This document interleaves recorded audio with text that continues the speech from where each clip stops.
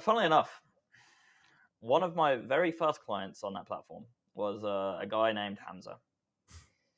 Hamza, when we met, had I think under 300 subscribers on YouTube. Mhm. And when he started messaging me, he was messaging me in a very corporate way, very corporate, like very like professional, Very serious, yeah. super serious. And he sent me this like very autistic checklist of like, make sure you rendered a video in 1080p, really like obvious stuff. Mm. And I got an idea of why he was doing this because I was charging so little on the platform to try and garner up some positive reviews. I was getting paid like £5 a video or something crazy like that. I was just trying to get some good reviews on my gig. You gotta start somewhere. Exactly. So I guess Hamza was quite used to dealing with like a low tier worker, like someone who doesn't understand like this basic shit. So I found it quite funny. But then I was editing this video, and it was a video about how the diet industry is a lie, and sugar will ruin your life and all this stuff. And I was watching, I was like, it's kind of pretty based actually. I mean, I didn't know any of this shit, and he's sharing some like empowering stuff here. So I edited the video, sent it his way, and he was very happy with it. And then we started speaking off the platform because you're not meant to do this, but Fiverr takes like 20% of the pay for essentially just being. That's So mad. we got the fuck off that platform, started talking on. And he was like, yeah, so I want to scale this. I want to like, make these videos daily. So like, if you want to continue doing these, that'd be great. I was like, hell yeah, bro. Yeah, sure. Why not? Make some extra, little bit of money on the side. Well, extra, any income would be nice. Like, yeah. Continued working with Hamza. I started to sort of chip away at his sort of corporate shell, I'm a very goofy, silly guy in my own right. I can't be corporate, man. I'm not going to be like, hello, sir. Yes, your video will be done. That's not me, man. So, I was being goofy. He kept up the corporate shit for a while. And then one day, like, I sort of broke him. Not surprised. I broke him and he started speaking to me like a human being. And I was like, oh, wow. Incredible. Finally. Yeah. Yeah.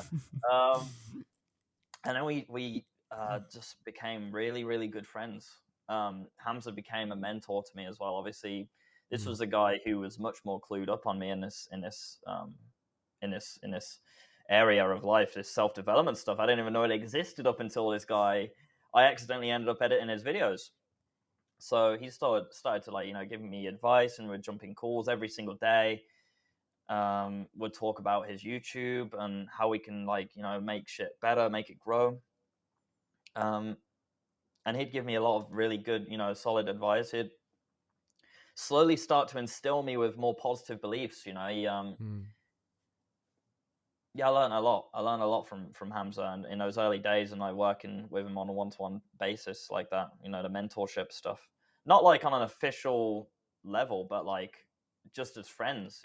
Just as friends, we would talk That's like important. that. Yeah. And then eventually we ended up, Hamza one day, I was editing one of his videos, and he made up these hypothetical characters inside of the video just off the cuff. He was like, yeah, so like there's this guy, like let's say his name's Jeffrey. His name is Jeffrey. And then he made another he made another character which was like a polar opposite, Adonis. And I thought, okay, obviously I was getting paid like £5 a video. So like I wasn't obligated to like, going above and beyond in my role as literally just cutting his videos and occasionally putting a picture up on screen or something. But obviously I was at that point Hamza's target audience. I was Jeffrey, right? I was this this guy who's really struggling with his self-improvement stuff. So I started to depict Jeffrey as a Wojak, using meme culture because that's my roots, And then I also started using Giga Chad as Adonis. And then we started doing that every day. Hamza loved it so much that he started all of his videos with these two characters and these silly hypotheticals. And at that point, the channel started to really blow up. So long story short, I ended up scaling Hamza's YouTube channel to over 2 million subscribers, becoming the most influential guy in the self-development space, in my opinion. Traveling the world with Hamza, becoming, just completely best friends with him. And yeah. So my first client for video editing ended up, being that. It's funny how that works, right? It's funny. Yeah. It's funny how life works.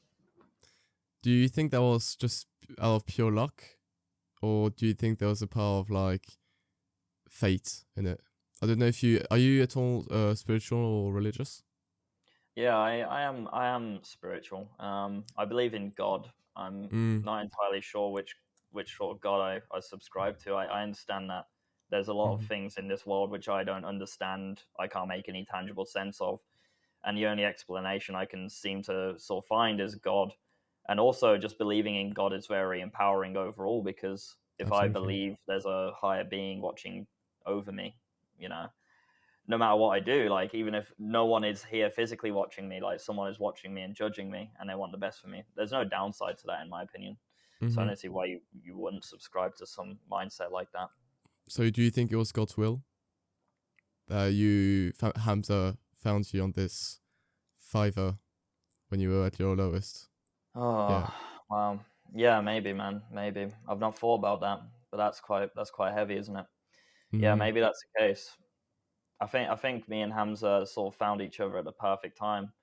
Hamza had been struggling himself with trying to sort of become like this.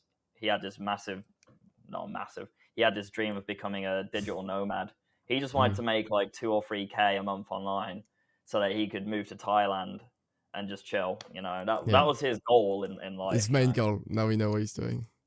Yeah, he's fucking done a lot more than that. He read The Magic of Thinking Big, apparently.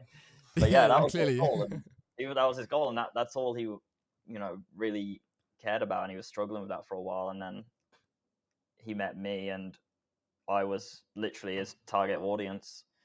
And I also had a deep understanding of his target audience and how to reach them through my editing. And it was just a match made in heaven. I think I don't know. I don't know if it's if it was God or if it was just luck, or it doesn't really matter. It doesn't matter to me. I'm very grateful to have shared that journey though, for sure. Yeah, no, absolutely. And what happened? Why did you guys wouldn't say break up, but stop working together? Is it conflict of interest, or did you just grow apart, or I guess you're still friends, right? Yeah, I mean, at the start of 2023, we had a few misunderstandings, a few differences in opinion and stuff like that. Yeah, it's a shame how it went down. It is a shame how it went down, because for a while it was a little bit like bitter. We weren't speaking at all. But it was actually quite recent, in the last month or so, Hamza actually reached out to me. We had went back and forth a few times sporadically, but it was in the last month Hamza reached out to me and was like, yeah, dude, let's hop in a call, let's have a chat. And we did. We had a nice chat, had a nice catch up. We're okay, we're okay now. I don't think we'll ever be how we were. We were literally like brothers. I remember when we fell out, one of the things Hamza said to me was like, "Man, I thought we were gonna grow old together," and that really fucking stung. Yeah, it stung, man. Yeah, but it's how life goes sometimes, man. I certainly made a few mistakes there. I made a few mistakes. I think he made a few mistakes, but it's what it is. You learn, live and learn. Now we all do, man. To go back to your editing, did you only edit for Hamza, or did you also have someone else at the beginning of your venture? Yeah, I was experimenting for a little while. For the first it's hard to put a time scale on it actually, but for a long while I was juggling like multiple clients, like trying to figure stuff out, and but yeah, there was a point where like we were like really scaling Hamza, and I went all in on Hamza. because there was just so much work to do with Hamza anyway. I was his only editor for the Yeah. first like year and a half, and he was doing these daily videos. You know, I Just don't like- have fucking time. I barely have time to sleep, let alone doing other fucking videos for other clients. You know, so, yeah. And given the amount of editing that went in back then, I mean, yeah, you must have had so much to fucking do. Like, Yeah. damn, yeah, and honestly, your editing skills are amazing, man. What do you use, by the way? Like Premiere Pro, Final Cut Pro? Yeah, I use the Adobe suite. I actually used Adobe. Vegas for the first few months of working with Hamza, but yeah, that shit sucks. You know, man. Yeah. Okay, imagine. No, honestly, great, man. You're a great editor, honestly. Thanks, And man. yeah, you clearly helped Hamza when it comes to growing his channel. And yeah, what happened with you two meeting each other is just amazing. How you helped each other out. What are the top 3 lessons you learned from Hamza? Wow. Oh my god. If you could do a top 3, I don't know if you could like quantify it in that way. Yeah, it's real difficult. Yeah, I've realized.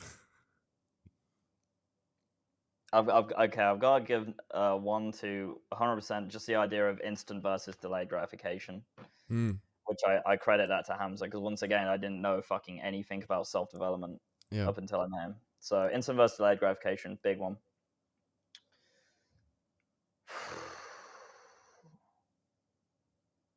I think the importance of like relentlessly pursuing a goal. So goal setting in general, but also just relentlessly pursuing it. There's lessons I've learned from Hamza on what not to do as well. Because obviously I've shared that journey with him. Yeah. And it's fucking crazy. Like going from nothing to massive stardom, making a fuck ton of money, having so much fucking influence. Like just walking around the streets and you got people like running up to you like, "Oh bro, you changed my life" and shit. There's so many like traps along that journey which people fall into. 100%. What are some of those traps, you know? Oh, you can definitely. I've witnessed this with multiple of my friends. I liken it to like the Lord of the Rings. When Sam gets the ring, he turns into a little bastard, you know? Yeah.